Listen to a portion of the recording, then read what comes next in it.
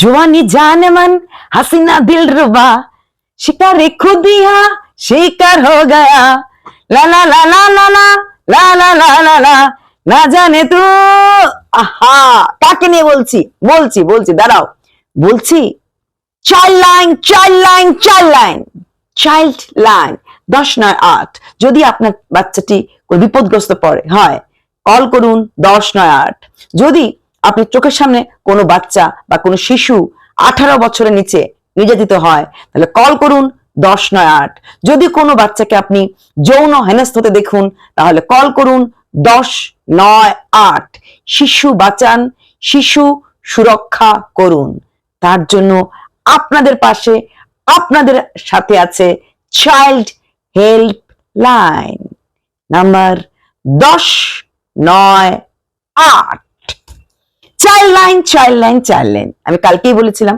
যে child line নিয়ে খেলা করাটা ঠিক না সেখানে কালকে শোনা গেছিল পাড়ার লোকে হিংসে করে না না না না না না দুদু নুনু না না না না না না না না না না পাড়ার লোকে হিংসের চোখে তারা নাকি প্রচন্ড কান্না দেখেছিল প্রচন্ড কান্না সে কান্না দেখে ওরা নাকি দৌড়ে গেছিল পাল্টি পিসির বাড়িতে সেই পিসির নাকি বলেছে যে প্রদীপদের বাড়িতে 144 ধারা তাই কোন রকম হেল্প করতে পারবে না তারপর নাকি পাড়ার লোকরাই চাইল্ড লাইনে কল করেছিল এবং চাইল্ড লাইনের কল নাকি তারাই করতে পারে যারা নাকি আশেপাশে থাকে এবং দেখে বাচ্চা নির্যাতিত বা নির্যাতন হচ্ছে এটা সম্পূর্ণ একটা ফেক কথা আমি কালকেই বলেছিলাম শিশু নির্যাতিত হতে দেখলে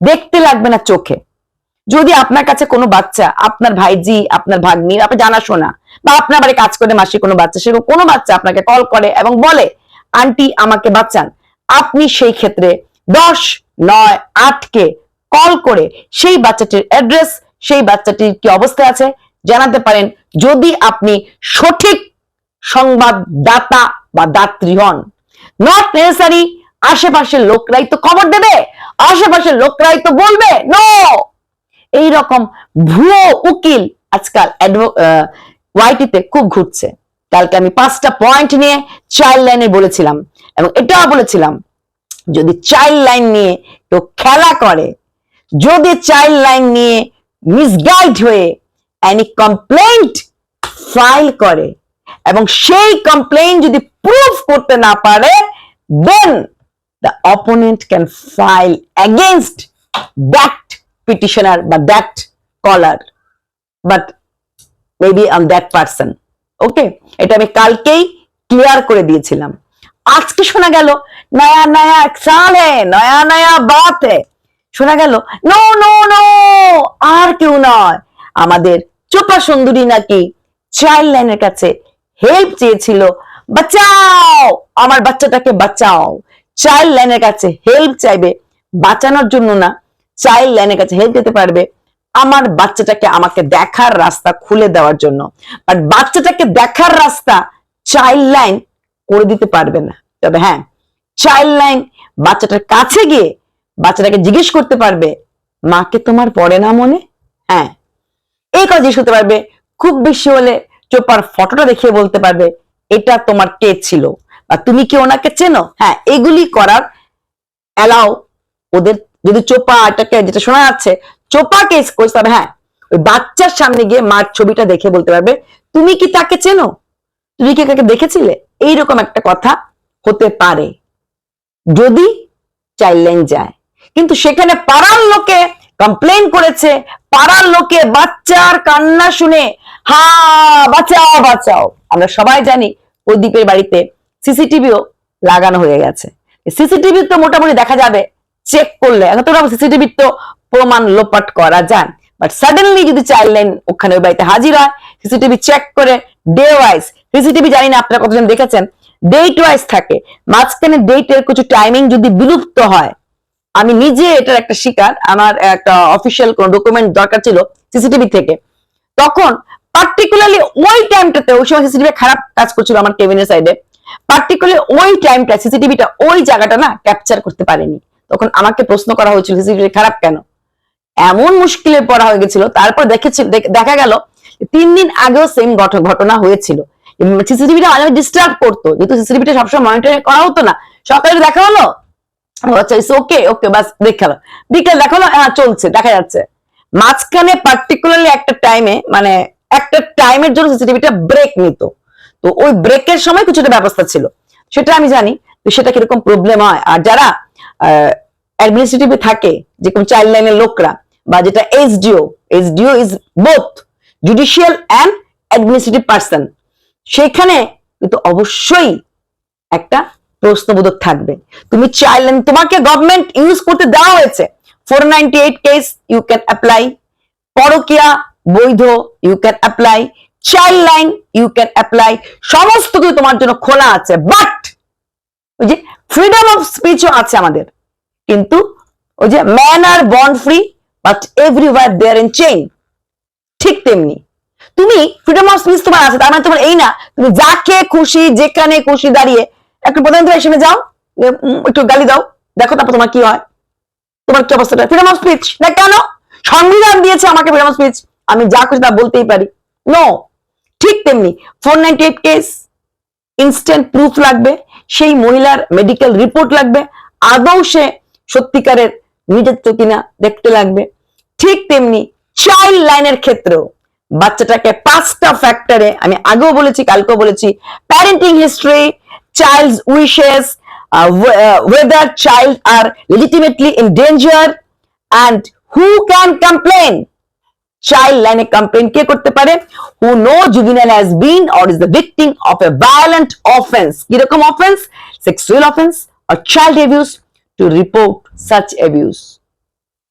তার জন্য, এবং এটা not only child line, not only SDO, department of social সার্ভিসও কিন্তু অ্যাপ্লাই করা যাবে। Social service DSS is very much useful. DSS এ বাড়ি থেকে চলে যাওয়ার কিছুদিন পরেই কিন্তু চোপা চাইলেই কমপ্লেন করতে পারতো, বাট কিসের ভিত্তিতে করবে? এই কমপ্লেন তো ফলবে না, কারণ বাচ্চাটা ওখানে খুব খুব ভালো আছে, এটা আমরা সবাই জানি। তাই ওই যে বললাম, পাড়ার লোকে হিংসার চোখে পাল্টু পিসি পাল্টি খেলো, দুঃখ দুঃখের বুক তোমার ওই লোক। হ্যাঁ, পাল্টি পিসি বা পাল্টু পিসির নাম কালকে চলে এসেছিল মার্কেটে। পাল্টু পিসি বলে, হাই আমার নাম कैसे आया रे बचुआ, किसने बताया, हमने बताया। পাল্টু পিসি যে কোনো সময়, যে কোনো কারণে, যে কোনো মুহূর্তে পালট পালট পালট পাল্টি খেতেই পারে। ওনাকে আমি কোনোদিন বিশ্বাস করিনি, কোনোদিন বিশ্বাস করব না। এটা নিয়ে আমি অনেক কথা বলেছি, কারণ যে নিজের লোকের হয়নি না, হতে পারে যে সে তার থেকে তাকে ভালোবাসে, বাট জীবনে কোনো সময় না। উনি চোপার বাবার কাছে একটা কথা বলেছে, ধরা পড়ে ওখানে একটা কথা বলেছে, আর বাড়ির জমি জায়গা ওরকম দেখার পর হিংসা হোনা তো বানতা है না, তোদের জ্বলবে আমার আমার চলবে, অবশ্যই জ্বলবে। পাড়ার একটা লোক যাকে এত বছর ধরে দেখছে, সেই মানুষটা তার একমাত্র ছেলে, এবং অবশ্যই তার একমাত্র ছেলের বউ চোপা ছিল, আমার মুখ দিয়ে অরিজিনাল চলে এসেছিল, ছোট্ট নাতি ছিল, মানে ঘর ভরা সংসার ছিল, নাতি ছেলের বউ সুন্দরী ছিল, তো সবকিছু মিলে একটা কম্প্যাক্ট ফ্যামিলি ছিল। হ্যাঁ, মেয়ের সাথে ঝগড়া হোক যা হোক, মেয়ে আছে তো, মেয়ে ভালো জায়গায় ছিল তো, মানে আছে তো। তো সেখানে দাঁড়িয়ে এই পরিবারটাকে হেনস্থা করার চেষ্টা, ছোট করার চেষ্টা, বা ছোট হলে মজা পাওয়ার আনন্দটা কিন্তু এই কিছু কিছু পাড়ার লোকের হবেই হবে। এটা গতানুগতিক ভাবে চলে এসেছে, গতানুগতিক ভাবে। এমন যেখানে আমাদের সমাজ একটা বোন আরেকটা বোনের থেকে অনেক বেশি বড় লোক হলে কিন্তু ছোট বোন কোথাও না কোথাও বড় বোনকে হিংসা করে। মিথ্যে না, এটা বাস্তব সত্য। আমরা মানুষ, আমরা ভগবান না। আমার বোন যখন এইরকম, কদিন আগের কথা, এখানে মেয়েটার এখানে বিয়ে হয়েছে, তো এই বড় বোন, তো বড় বোনের বরের চাকরিটা অনেক হাই প্রোফাইল, বুঝতেই পারছো, আমাদের সোসাইটিতে ভাড়া থাকে, তো দারুণ চাকরি। ছোট বোনের বিয়ে হয়েছে পশ্চিমবঙ্গের টিচার, আমি টিচার খারাপ চাকরি বলছি না, বাট স্টিল এই বোনের লাইফস্টাইলটা অনেকটাই হাই। এই বোন টি শার্ট জিন্স স্কার্ট সবকিছু পরে, সেখানে দাঁড়িয়ে ছোট বোন বিয়ের পর থেকেই ওই ঘরে নাইটি, বাইরে গেলে, কারণ একটু গ্রাম সাইডে বিয়ে হয়েছে, বাইরে গেলে শাড়ি, হ্যাঁ ইনফ্যাক্ট বিয়ের 1-2 মাস পর্যন্ত ঘরেও শাড়ি পরতে হয়েছে। তো সেটা বড় বোন দুঃখ করতো, বড় বোন আমাকে বললো এমন এমন অবস্থা ম্যাডাম।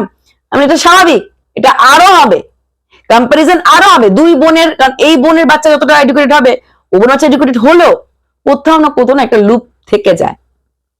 হতে পারে দিনের শেষে ওই বোনের বাচ্চাটা হয়তো এই বোনের থেকে অনেক ভালো রেজাল্ট করবে, আমি বলছি এটা কথা কথা করতে পারে, but it is time consuming.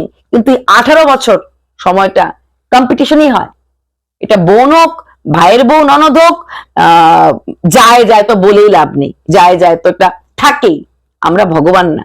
সেখানে দাঁড়িয়ে পাড়ার লোক কি করে দুক করে বুক হবে না, হিংসার চোখে স্বাভাবিক।